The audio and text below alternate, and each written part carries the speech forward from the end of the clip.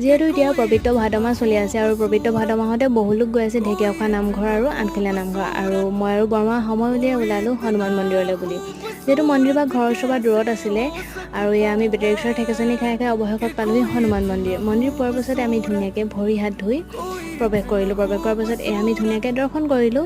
পিছে দৰ্শন কৰাৰ পাছতে আমি ধুনীয়াকৈ চাকি ধূপো জ্বলাই ল'লোঁ, আৰু চাকি ধূপ জ্বলোৱাৰ কাৰণে এক্সট্ৰা জেগা ৰখা হৈছে। আৰু এই মন্দিৰলৈ আপোনালোকে যদি আগত গৈছে তেনেহ'লে নিশ্চয় গম পাব মন্দিৰৰ ভিতৰৰ যিটো পৰিৱেশ এটা কিমানেই ভাল লগা শান্তিপূৰ্ণ পৰিৱেশ হয়, আৰু যদি যাম বুলি ভাবিছে তেনেহ'লে নিশ্চয় যাব পাৰে। আৰু আমি চাকি ধূপ জ্বলাই শেষ হোৱাৰ পাছত আমাৰ যাবই হ'ল, আৰু যিহেতু দৌলত বৰমাৰ অলপ কাম আছিলে সৰুৰ পৰা, আৰু কাম থকাৰ কাৰণে আকৌ আমি দৌলতো সোমাবলগীয়া হ'ল। পিছে সেইদিনা আছিলে গণেশ পূজাৰ কাৰণে এয়া ধুনীয়াকৈ দৌলত গণেশ পূজা পাতি থকা হৈছে। দৌলৰ পৰা ওলায়ে আকৌ আমি গণেশ পূজা বাহিৰতো দৰ্শন কৰিলোঁ। সকলোবিলাক দৰ্শন কৰাৰ পিছত আমাৰ ঘৰলৈও যাব লগা হ'ল। পিছে তেনেহ'লে আজিলৈ বাই, আকৌ লগ